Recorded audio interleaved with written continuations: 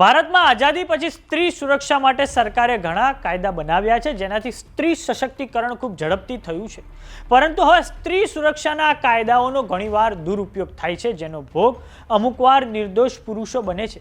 આવો જ એક કિસ્સો ભાવનગર જિલ્લામાં સામે આવ્યો છે, કે જેમાં એક સ્ત્રીએ 3 સગા ભાઈની સામે દુષ્કર્મની ફરિયાદ કરી હતી.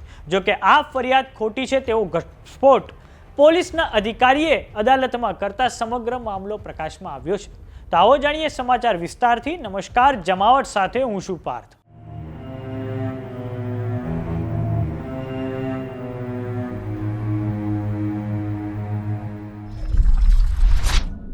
હજારો વર્ષોથી દુનિયાનો કોઈ પણ ખૂણો હોય, સ્ત્રીઓના અધિકારોને હંમેશા કુચલવામાં આવ્યા છે. પરંતુ આઝાદી પછી ભારત એક એવો દેશ બનીને ઉભર્યો જેણે પહેલા દિવસથી સ્ત્રીઓને મતદાનનો અધિકાર આપીને સાથે જ તેમને સુરક્ષાના અધિકારો પ્રદાન કર્યા છે.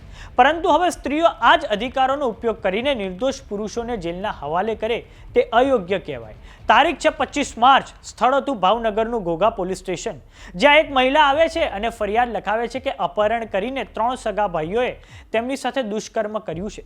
આ પછી ઘોઘા પોલીસે ગુનો નોંધી તપાસ શરૂ કરી દીધી. તપાસનો ધમધમાટ શરૂ થયા પછી ફરિયાદ જોતા જ પોલીસને એક વાતનો અંદાજ આવ્યો કે 3 સગા ભાઈઓ એક સાથે દુષ્કર્મ ના કરી શકે.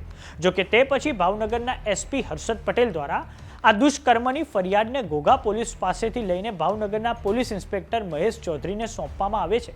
જોકે તે પછી પીઆઈ મહેશ ચૌધરીને ખબર પડી કે સત્ય કંઈક જુદું જ છે.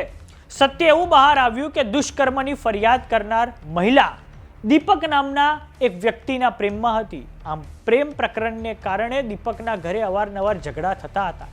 દીપકની પત્ની અને દીપકની પત્નીના ભાઈઓ એટલે કે દીપકના સાળાઓ દીપકના આ પ્રેમ પ્રકરણનો વિરોધ કરી રહ્યા હતા. આ માટે દીપકની પત્નીએ દીપક પર દહેજ પ્રતિબંધક ધારાની ફરિયાદ નોંધાવી હતી, જેમાં દીપકની આ મહિલા મિત્રનો ઉલ્લેખ પણ આવતો હતો. માટે આ મહિલા મિત્રમાં બદલો લેવાની ભાવના વધુ તીવ્ર બની. આ પછી દીપકની મહિલા મિત્રએ પ્લાન કર્યો અને આ પ્લાન મુજબ ભાવનગરના ઘોઘા પોલીસ સ્ટેશનમાં ફરિયાદ નોંધાવવામાં આવી કે એક અજાણ્યો માણસ આવે છે, તેનું કારમાં અપહરણ કરીને નિર્જન સ્થળે લઈ જાય છે, જ્યાં દીપકના સાળાઓએ તેની સાથે દુષ્કર્મ કરે છે. આ પછી પીઆઈ મહેશ ચૌધરી જ્યાં જ્યાં ઘટનાઓ બની તે વિસ્તારના સીસીટીવી ફૂટેજ તપાસ્યા. ત્યાં મહિલાનું અપહરણ કરીને કોઈ લઈ જતું હોય તે વાતના કોઈ જ પુરાવા એમને મળ્યા જ નથી. આ ઉપરાંત પીઆઈ મહેશ ચૌધરીએ આરોપીઓની ધરપકડ મોડી કરી હતી. સાથે જ પુરાવા એકત્રિત કરતી વખતે જ ખબર પડી કે આ મામલો ફેક રેપ કેસનો છે. આ કેસમાં મહિલા, તેનો વકીલ અને એક પોલીસ સબ ઇન્સ્પેક્ટરનું નિવેદન નોંધવામાં આવ્યું હતું. પાછળથી ખબર પડી કે આ વકીલ અને પીએસઆઈને પણ મહિલાએ છેતર્યા હતા અને ખોટી વાતો કહેતા હતા. આ બંને આ મહિલાની મદદમાં આવ્યા હતા. આ પછી પીઆઈ મહેશ ચૌધરીએ કોર્ટને સમરી રિપોર્ટ થકી જાણ કરી કે આવી કોઈ જ ઘટના બની નથી. સત્ય કોર્ટની સામે આમ આ રીતે ઉજાગર થયું.